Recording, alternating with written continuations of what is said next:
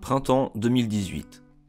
Face à un pouvoir sûr de lui et concentré autour d'un seul homme, le mécontentement social semble prendre de l'ampleur. Grève des cheminots, des salariés des EHPAD et de certains groupes de grande distribution, grève dans l'énergie et dans la fonction publique, fort mouvement étudiant qui occupe les universités, les appels à la convergence des luttes se multiplient, avec peut-être, au fond, l'espoir d'une grève générale. En cette année de commémoration du cinquantenaire de mai 68, beaucoup établissent un parallèle qu'ils et elles espèrent voir advenir, mai 1968, mai 2018. Mais qu'est-ce que mai 68 ? À chaque anniversaire important commémorant l'événement, on voit se multiplier les plateaux, les émissions documentaires et couvertures de magazines qui lui sont consacrées.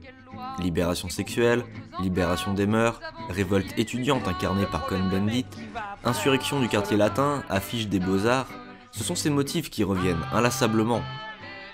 Pourtant, mai 68 fut bien plus que ça. Il fut tout autre chose. Ce fut la plus grande grève générale que connut la France, menée par des acteurs, ouvriers et ouvrières, relégués des commémorations habituelles. C'est pourquoi nous avons choisi de réaliser ce film, mai 68, Paroles militantes, dans lequel nous avons tendu le micro à 5 personnes ayant participé aux événements de mai 68 à Nantes. Ouvrières et ouvriers, étudiants, paysans, loin de la capitale, loin des représentations médiatiques habituelles, elles nous racontent le mai 68 qu'elles ont vécu. Ils et elles nous racontent l'histoire de la grève générale de 68.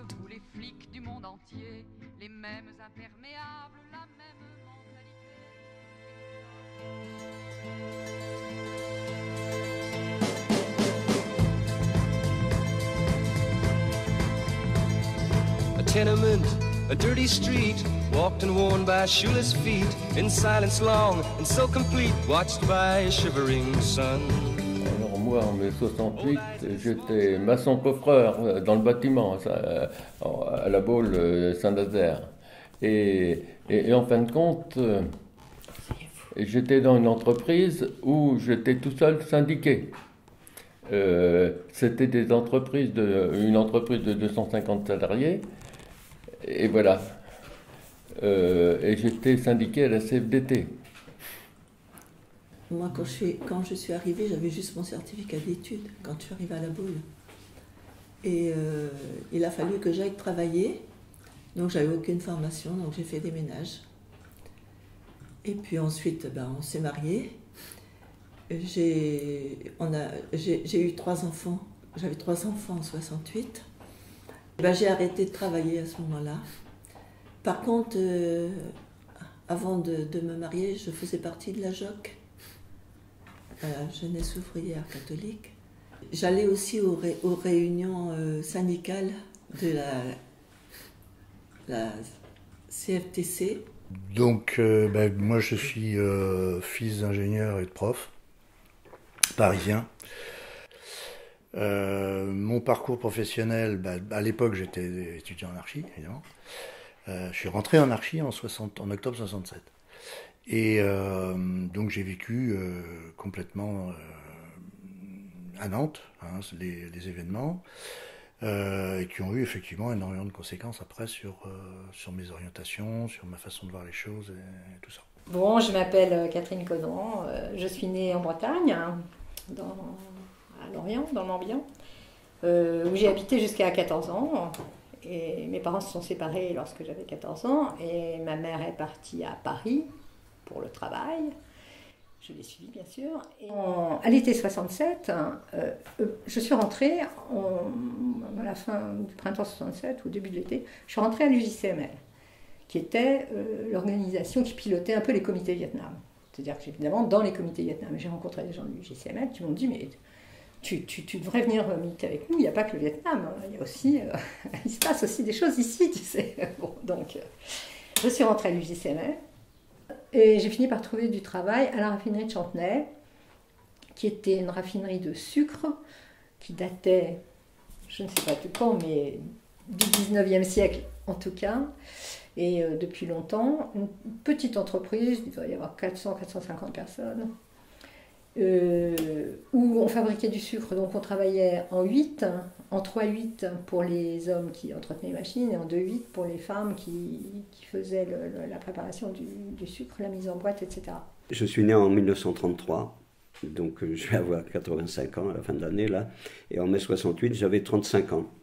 Donc j'avais déjà 35 ans de vie derrière moi. J'étais paysan, j'étais installé à mon compte avec un de mes frères depuis 1962. Je n'avais pas de formation agricole spéciale à part quelques années de cours par correspondance, autrement dit rien du tout. Seulement ça m'avait permis de rester le nez dans des bouquins. Je pense que ça a une certaine importance. Les 30 Glorieuses nous sont souvent présentées comme ayant permis une forte augmentation du niveau de vie en France. Pourtant, à y regarder de plus près, les fruits de cette croissance économique ne semblent pas avoir bénéficié à toutes et à tous. Faible niveau de salaire, logement insalubre, montée du chômage, les 30 Glorieuses sont aussi synonymes de paupérisation pour toute une partie de la population. C'est avant tout, à travers cette réalité des conditions matérielles d'existence, qu'il faut comprendre l'irruption de mai 68. Et c'était une très vieille usine avec du personnel très ancien et du personnel très jeune. C'est-à-dire qu'il y avait en particulier parmi les femmes, mais quelques hommes aussi, des femmes qui parlaient breton entre elles, qui étaient de l'immigration des années 30 de Bretagne à Chantenay. Il y avait plein de Bretons à Chantenay. Et voilà, et qui travaillaient depuis cette époque-là à la raffinerie de Chantenay.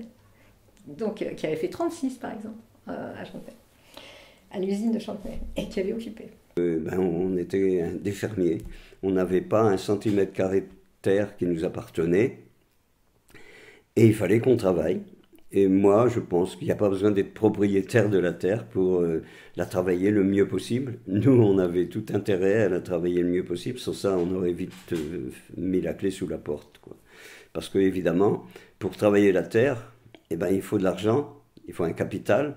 Et comme le capital, on n'en avait pas le premier centime, on allait à la banque, à notre banque, Crédit Agricole, dont on était, en principe, théoriquement, les gestionnaires. Voilà, et donc moi si je mets le fermage, c'est-à-dire le propriétaire, les intérêts exorbitants du Crédit Agricole, même s'ils étaient parfois pas très élevés, mais c'était toujours trop pour une production qui s'étalait parfois sur plusieurs années, et les intérêts c'était tous les ans qu'il fallait les payer. Heureusement, il y a ces mouvements d'action catholique là qui ont permis aux jeunes gens paysans, aux jeunes fils de paysans comme moi, de commencer à découvrir que on n'était pas des animaux, quoi. On avait aussi une certaine fierté à être des travailleurs, même si on était des travailleurs de la terre. C'était le début de la montée du chômage. Il y avait plein de fermetures de boîtes, dont la nôtre, mais il y en avait plein d'autres, et donc ça devenait difficile de trouver du travail. C'était pas comme aujourd'hui, ça n'a rien à voir. Mais avant, c'était très facile. Là, c'était devenu un peu difficile. Mais c'était aussi l'époque des 30 Glorieuses, dont se gargarise encore aujourd'hui tout ce monde-là de privilégiés, sans d'ailleurs, pour la plupart, qui se posent la question, mais comment ça se fait que ça a été si glorieux que ça? Moi, j'ai réfléchi à ça et j'ai regardé autour de moi, quoi, parce que glorieux, moi, qui a vécu sans salaire pendant longtemps, et j'ai vu les paysans partir, j'ai vu les paysans faire faillite, j'ai vu la honte que ça représentait pour des paysans. Parce que c'était vraiment une honte et c'était une catastrophe, parce que quand on faisait une vente comme ça, tout était vendu à vil prix. C'est-à-dire on enfonçait un peu plus encore le paysan qui était frappé de ça. Et les 30 Glorieuses, elles ont été payées par les richesses que ces gens-là produisaient, parce qu'ils produisaient des choses, mais ça ne leur rapportait pas à eux.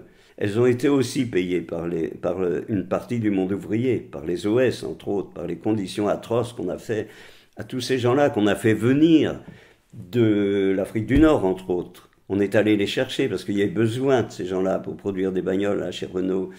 Tout ça, ça a payé les 30 Glorieuses. Et les gens aujourd'hui qui en ont profité, et soit ils n'en ont pas conscience, soit ils ne veulent pas le reconnaître. Mais c'est ça les 30 Glorieuses. Il y avait des femmes dans l'usine, et je ne l'ai su qu'à l'occupation, qui faisaient du sucre candi. Et là, c'était des conditions de travail absolument atroces.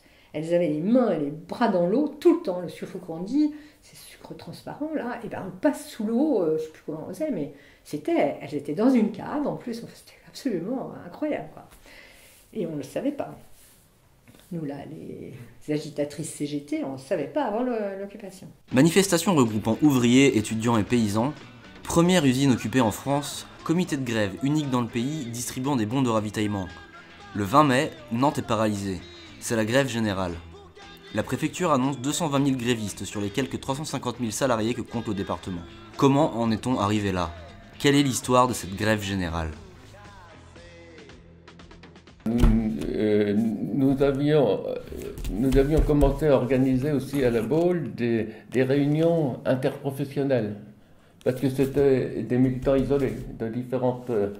l'hôtellerie, le bâtiment, les employés de maison, qu'est-ce qu'il y avait encore, les travailleuses familiales, et j'en passe. On arrive à février 68, donc on est embauché en janvier, hein, on arrive à février 68, comité d'entreprise extraordinaire, pour nous annoncer que la boîte allait fermer, que la raffinerie C, qui fait du sucre là, toujours dans l'île, enfin, qui faisait du sucre, rachetait la marque, les marques d'ailleurs, parce qu'il y avait plusieurs marques dans l'usine, et que l'usine allait fermer. Et du coup, ça réveille la combativité, parce que ça réveille l'angoisse. Pour toutes ces personnes qui sont là depuis les années 30, il n'est pas question d'aller ailleurs, c'est invraisemblable. Ben, mai 68, ça s'est déclenché comme ça, et il y avait ce mouvement-là, les étudiants qui bougeaient beaucoup, à Paris d'abord, enfin, dès la rentrée, 67-68, on les présentait ici comme d'affreux maoïstes, et puis des gens qui réclamaient des choses matérielles, on ne disait pas exactement, mais comme la presse en général, quoi. Ils mentent ou ils disent pas la vérité, ce qui revient au même, quoi. Et au début, ils m'ont pas été sympathiques, et puis ils me le sont devenus à partir du 22 mars, comme je vous l'ai dit. Et puis, ben, il y a eu mai 68, le monde paysan était aussi en effervescence. Il y avait eu des manifestations dures en 67 à Redon notamment et à Quimper. Et puis le 8 mai, juste avant mai 60, enfin que se déclenche la grève, c'est-à-dire que les ouvriers entrent dans le conflit, eh bien il y a eu une manifestation unitaire importante entre les paysans et les ouvriers le 8 mai 68 à Nantes, qui avait regroupé pas mal de monde. Et bon, il y avait quelques velléités qui existaient depuis déjà quelques années, des contacts entre les responsables des syndicats ouvriers et paysans. C'est resté un petit peu marginal, mais parfois, justement, il y avait des discussions. Et parallèlement, se développe sur Nantes le mouvement L'Ouest veut vivre. Hein, ces séries de manifestations, 1er mai, 8 mai, où les paysans, le mouvement paysan, le mouvement ouvrier, et puis cette idée que la Bretagne est brimée, est oubliée, et qu'il faut se défendre sur cette ligne, qui est une idée qui vient aussi du fait que beaucoup de boîtes ont fermé, hein, en Bretagne, précisément, peut-être davantage que dans d'autres régions, à cette époque-là. Donc, voilà. Donc on participe. La raffinerie de Chantenay, qui était oubliée de toutes les luttes, eh ben, je saisis toutes les occasions d'aller se manifester. Évidemment, il faut qu'on y aille, il faut qu'on se monte, il faut qu'on gueule, il faut qu'on vende cher notre fermeture d'entreprise.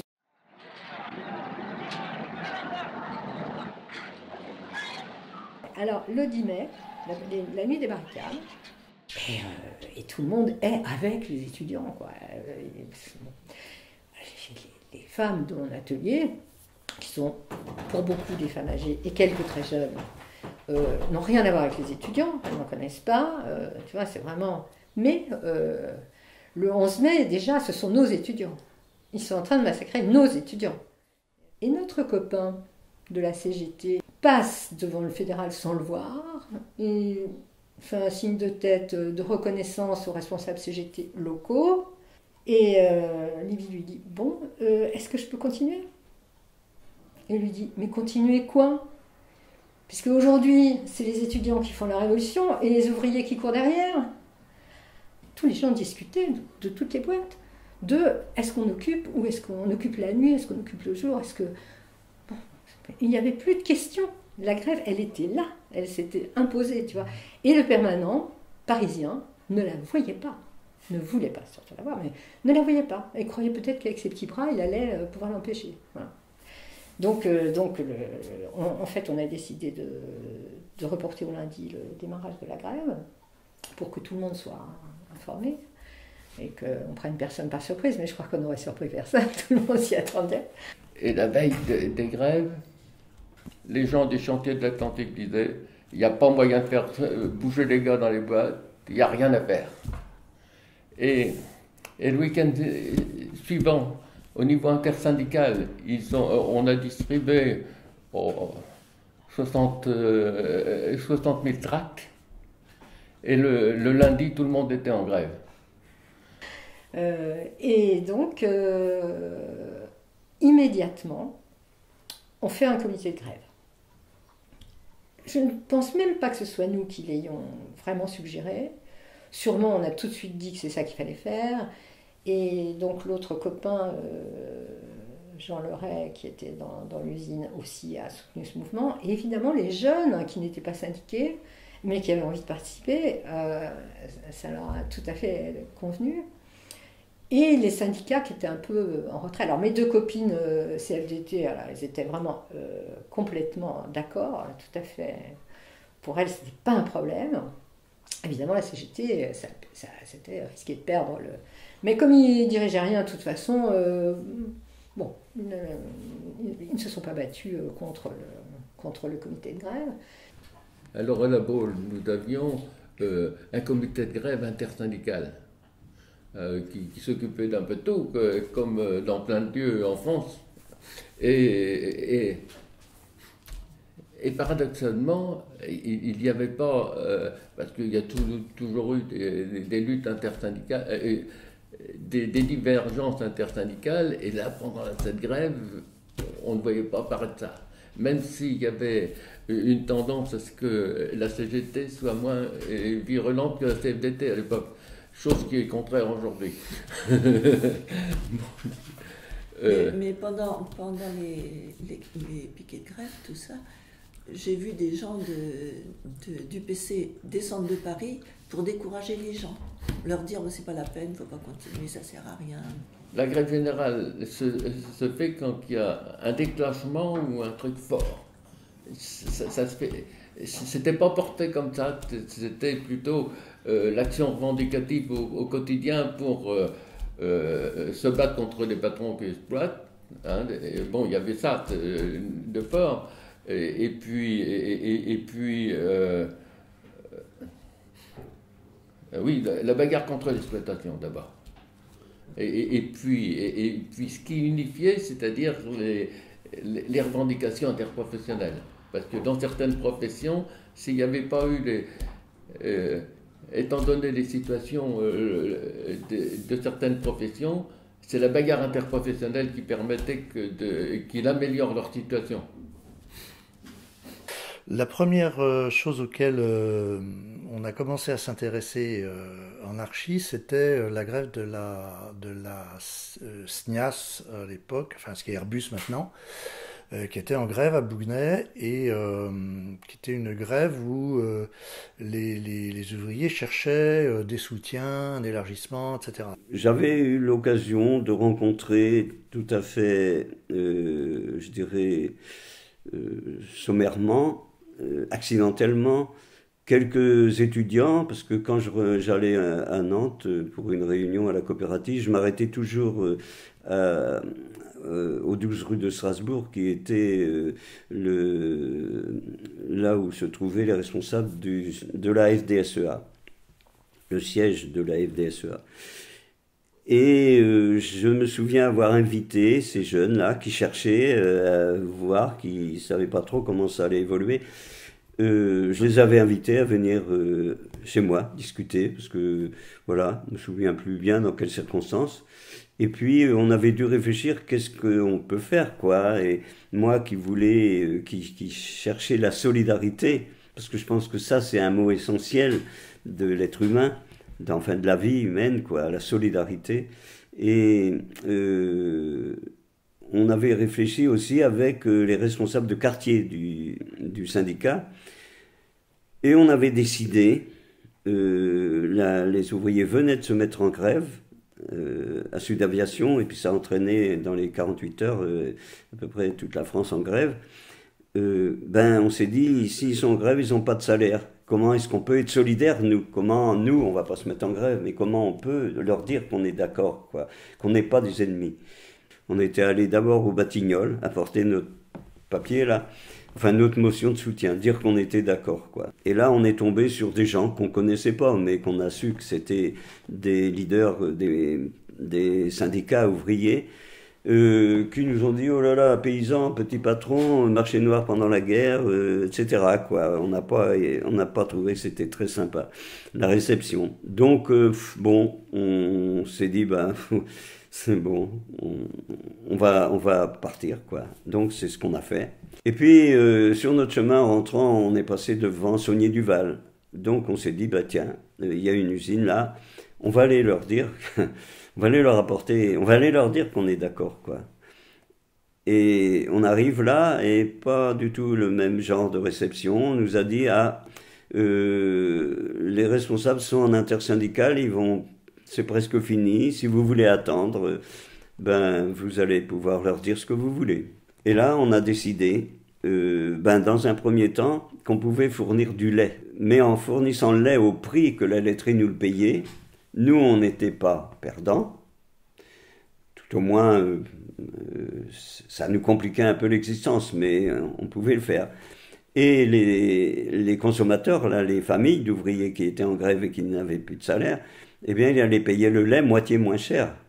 Et ça, c'était quand même pas négligeable, quoi. Ils ont tout de suite été d'accord. Très vite, on a eu des liens avec les paysans travailleurs, l'ancêtre de la Confédération paysanne, pour alimenter en poulet, en volaille, en légumes, les quartiers populaires, où on venait comme main-d'œuvre décharger les camions que les paysans amenaient pour alimenter, puisqu'il y a effectivement relativement pénurie grâce aux greffes qui se mettaient un peu partout.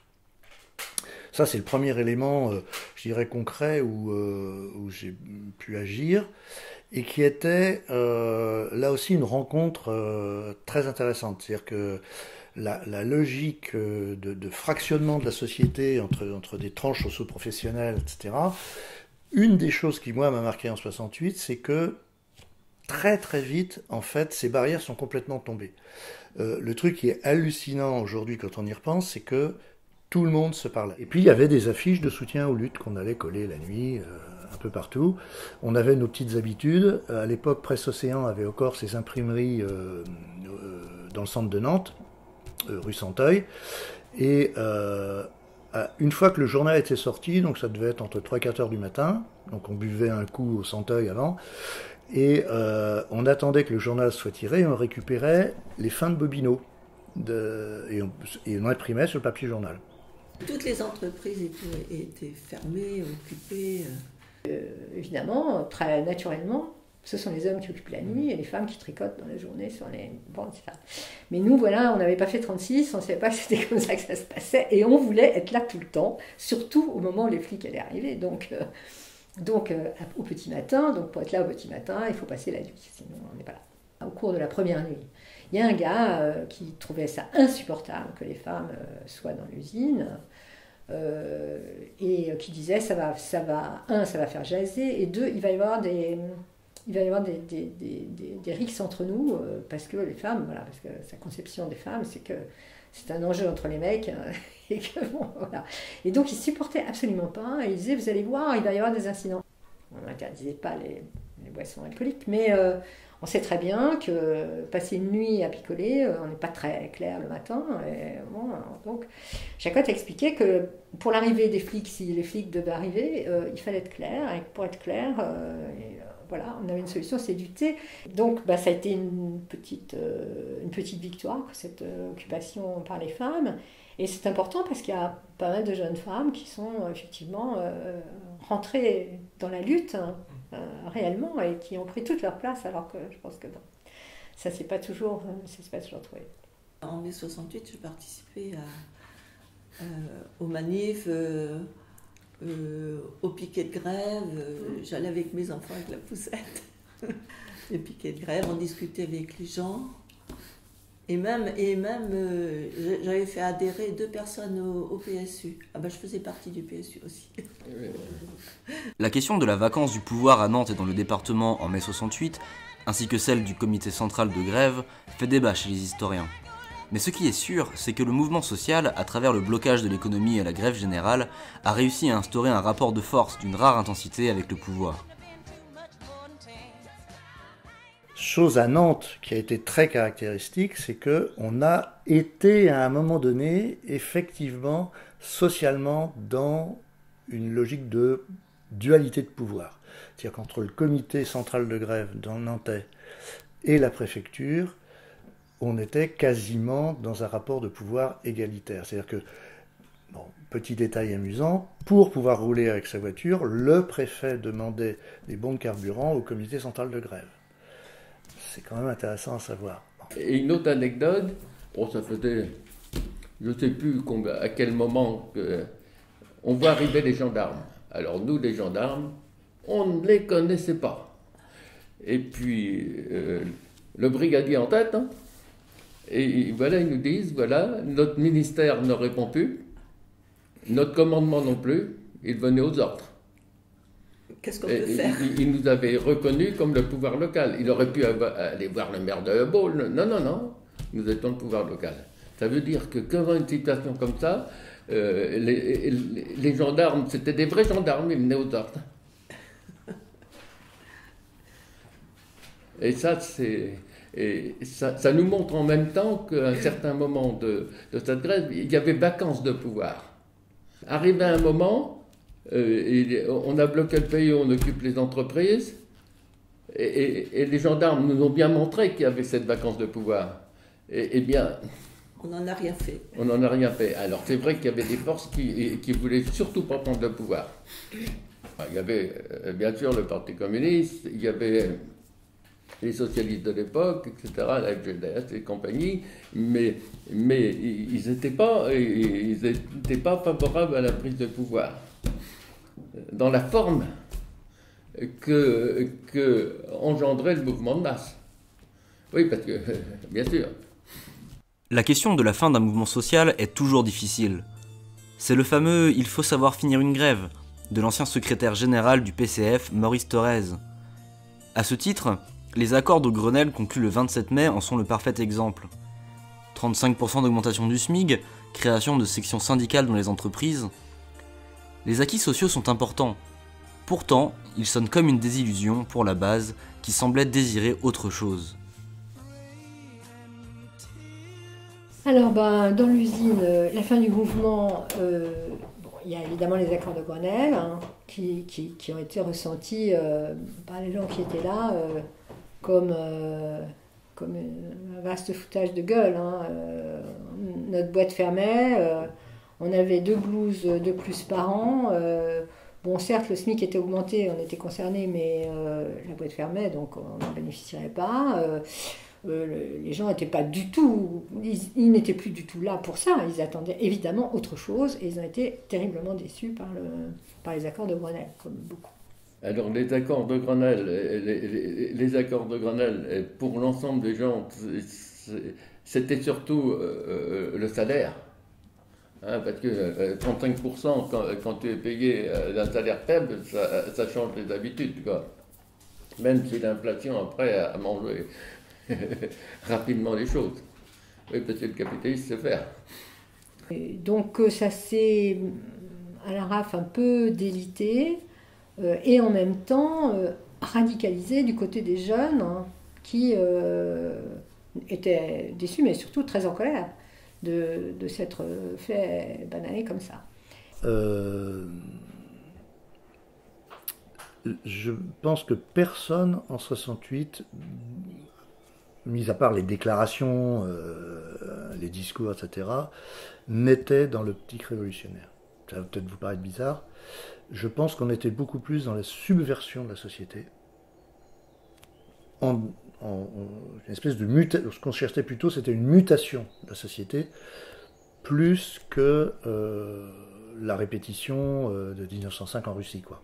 Et puis, ce week-end de Pentecôte, l'essence qui est rendue, du coup, les gens qui partent, parce que voilà, c'est humain, disons. Il y a les mômes, il y a toutes sortes de raisons de sortir un petit peu de l'atmosphère de lutte dans laquelle on était, mais aussi toutes les organisations syndicales qui s'en vont au bord de la mer. Et nous, le comité de grève de Chantenay, et les jeunes du Bijon, je pense que c'est plutôt dans les bistrots que dans les boîtes que ça s'est discuté, mais en tout cas, nous envisageons de lutter contre la reprise, que nous sentons imminente, bien sûr, puisque l'essence rendue, les autobus vont reprendre, donc on va pouvoir repartir au boulot, enfin bon.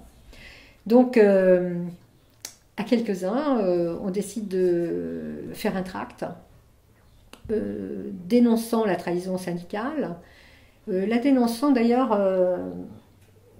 pas tant au niveau national qu'au niveau local, c'est-à-dire en dénonçant nos responsables locaux qui nous ont lâchés, qui suivent Grenelle, parce qu'au fond, il y a quand même pas mal de syndicalistes et de responsables CGT qui ont dénoncé les accords de Grenelle, qui n'ont pas suivi Séguy dans sa manipulation. Donc, nous dénonçons nos cadres des unions locales CFDT, CGT qui soutiennent les accords de Grenelle, et nous appelons les travailleurs de Chantenay, parce qu'on n'a pas les moyens d'aller plus loin, mais au moins les travailleurs de Chantenay à poursuivre la grève. Et donc les bus passaient devant l'usine pour aller en ville chercher les gens. Et on a arrêté les bus, on a fait un barrage, on a arrêté les bus, on a dégonflé les pneus des bus, enfin bref, on a résisté comme on a pu à la reprise du travail. Bon, ça n'a pas duré très longtemps, et en fait, c'est même pas les flics qui sont venus nous déloger, hein, c'est les syndicalistes. Pour notre groupe politique, bien sûr, on avait des choses à dire, on n'était pas contents. Ça n'allait pas dans le sens que le mouvement avait développé, mais ceci dit, pour l'ensemble des gens, c'était surtout les salaires qui comptaient. Et quand ça s'est terminé, c'est-à-dire très rapidement, moi aussi j'ai été déçu un peu, mais je me suis rendu compte que les organisations ouvrières avaient gagné plus de 30% d'augmentation du SMIC. Je me disais, mais comment ça se fait 30%, mais c'était fou, quoi. Et la société pouvait quand même tourner, même avec ça, ça voulait dire que c'était possible. Alors, avoir une rallonge de 35%, ça donnait mai 68 a donné des pouvoirs, y compris dans l'entreprise, avec le droit de créer des sections syndicales, etc. Après mai 68, pendant toute une période, il y a eu des luttes encore nombreuses, hein, mais ça s'est terminé après l'élection des sociodémocrates largement, parce que il y a eu une partie des gens du PSU qui étaient rejoints la BULDES et puis le PS à la suite, avec un tournant droitier. Au niveau de la CFDT, Edmond Baird, en liaison avec Rocard, ont sorti l'autogestion de la CFDT, si on peut dire ça comme ça. Ça a été la période qu'ils ont appelée le recentrage. Ben voilà. 50 ans se sont déroulés depuis mai 68. Que reste-t-il aujourd'hui de ce mouvement social ? En quoi constitue-t-il un marqueur important dans la vie des personnes qui y ont participé ? Quels enseignements pouvons-nous tirer de ce mouvement et de l'après mai 68 ? Mai 68 peut-il nous permettre de mieux comprendre les enjeux de la situation sociale actuelle? On ne peut pas dire que c'est 68 qui a réellement changé ma vie, puisque j'avais changé ma vie avant, mais elle l'a confirmé. Et comme beaucoup de gens qui sont entrés en militance à cette période-là, je suis restée militante. Beaucoup, c'est important de le dire, parce que les détracteurs de mai 68, et ça continue, j'en ai encore entendu un ce matin sur France Culture, laisser croire que les petits, que les gosses de riches qui sont descendus dans la rue en 68, etc., se sont bien classés, qu'ils ont mangé tout le gâteau et que maintenant il ne reste plus rien pour les autres. Cette théorie sarkozienne de 68, évidemment, on en est très éloigné. Et c'est vrai que les ouvrages qui sortent là maintenant montrent bien que énormément de gens sont restés militants, et sinon militants, travaillant dans le secteur social, culturel, pour rester en fait des serviteurs du peuple, des gens qui sont... voilà, qui n'ont pas utilisé 68 pour faire carrière. Il y en a très très peu, mais il y a toujours des gens qui utilisent tout ce qu'ils trouvent pour faire carrière. Voilà. Et quelque part, quand on regarde avec le recul, on s'aperçoit que il y a eu une grande trouille des classes dominantes en 68, et que ça a donné le giscardisme. Si on regarde le mandat de Giscard aujourd'hui, qu'est-ce qu'il apparaît progressiste par rapport aux gens qu'on a aujourd'hui? Enfin, c'est incroyable. Mais c'était contraint forcé, c'est-à-dire la loi Veil, la majorité à 18 ans, des choses comme ça. Il faut penser que c'est un gouvernement de droite qui a fait ça. S'il n'y avait pas eu mai 68, on ne peut pas dire si, parce que ça a eu lieu. Qu'est-ce qui serait passé? Comment ça se serait passé? Moi, ce que je sais, c'est que moi, en mai 68, parce qu'il y a eu mai 68, eh bien, comment dire, j'ai fait un grand bond dans ma propre, dans mon cheminement, quoi, dans ma réflexion. Moi, il y a deux choses qui me sont restées gravées dans ma tête, entre autres. C'est oser lutter, oser dire non, écrit sur les murs de Nantes, dans la ville, quoi. Oser dire non, oser lutter. Évidemment, je reste convaincue que le blocage de l'économie est ce qui fera canner notre adversaire. Maintenant, la forme que ça va prendre n'est pas forcément celle qu'on croyait à l'époque. Ce qui est étonnant avec mai 68, c'est qu'on n'a pas gagné, mais on n'a pas perdu. Et que moi, personnellement, ça m'a tout simplement confortée dans le choix que j'avais fait d'abandonner ma place dans la petite bourgeoisie française, hein, au profit de la lutte pour l'émancipation de la société, quoi. Nous avons toujours fait de la politique. Enfin, la politique... quand on fait du travail syndical, on fait de la politique. Aussi. Bon, oui, parce qu'il ne faut pas oublier ça. Parce que la politique, c'est dans toute la société qu'il faut que... Si on est pour l'autogestion, c'est ça. Alors, Et pour ça, là, l'expérience de la ZAD, c'est pas mal. Évidemment, je suis un soutien inconditionnel de la ZAD, et que je trouve, bon, il y a des apatistes aussi d'ailleurs, hein, et je trouve qu'on a la chance extraordinaire, encore une fois, ici, d'avoir cette lutte fantastique de la ZAD qui a mêlé des populations très différentes, mais qui débouche, bon, même si c'est douloureux et difficile en ce moment, qui débouche quand même sur la perspective d'un lieu de réflexion et de transformation réelle de la société. Iketnuk, comme il disait quand j'allais à l'école, qui peut, à mon avis, donner au moins des envies d'en faire autant. Ça, c'est déjà fait, puisque fait, il y en a partout. Bon, l'écologie politique est quelque chose auquel on était à peu près étranger avant 68, qui porte quelque chose... bon, nous, on était internationalistes, mais internationalistes des luttes. Et là, il y a quelque chose comme de l'universalité, quelque chose comme, oui, on est un petit village, et il va falloir qu'on se mette d'accord, parce qu'on pousse, qu'on envoie à la mine, pas la mine, on veut plus de mine, qu'on envoie au chagrin ceux qui nous ont exploités, et qu'on prenne nos affaires en main. Je pense que là, les gens ont la capacité absolument de prendre leurs affaires. Ils l'ont toujours eu. Et si vous regardez Notre-Dame-des-Landes et les gens qu'on y trouve, il y a un trou de génération. C'est-à-dire qu'on va trouver des gens comme vous, on va trouver des gens comme moi, même plus vieux. Les 40-50 ans, on les cherche. Je pense qu'il y a eu,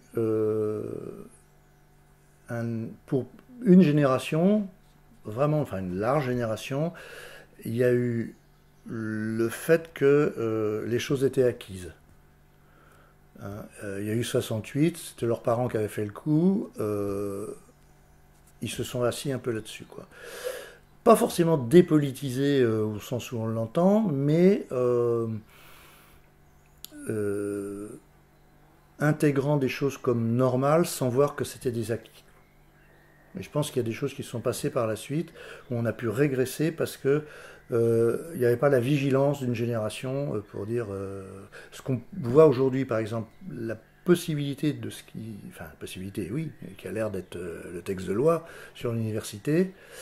Je pense que ça vient de ces années-là, quoi. On va dire des années... des années 80, en même temps, je ne suis pas un jugement que je porte, c'est un constat, c'était aussi quelque part l'endormissement politique lié au mitterrandisme.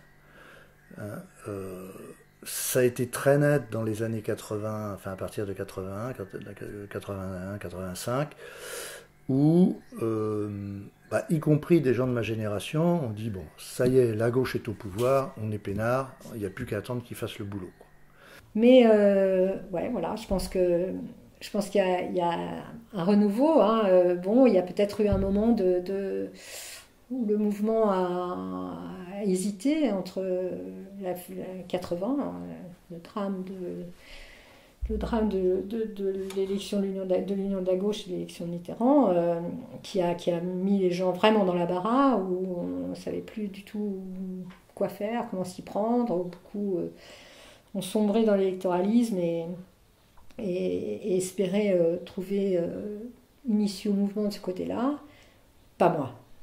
Moi, j'ai fait ma petite déprime comme tout le monde dans les années 80, mais je n'ai pas voté Mitterrand et je n'ai absolument pas espéré de ce côté-là, jamais. La ligne Vive la CGT de lutte de classe, après 68, je trouve que c'était pas la bonne. Bon, ok, mais je n'envisage absolument pas de ne pas continuer. Ma voie est tracée. Je serai syndicaliste révolutionnaire jusqu'à la fin de mes jours.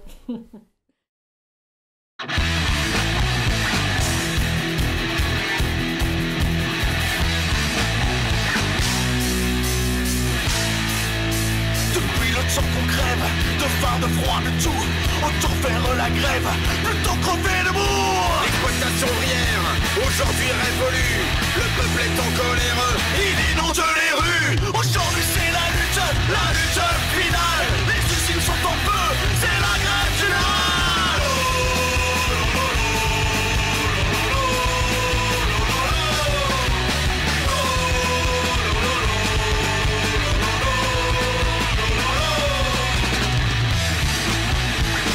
Les machines, arrêtons de trimer, otage pour 3 centimes, de votre système privé. Et le français d'en bas vaut mieux que ce que tu vois. Jamais il ne s'abaissera, toujours restera droit. Aujourd'hui c'est la lutte finale. Les usines sont en feu, c'est la grève générale.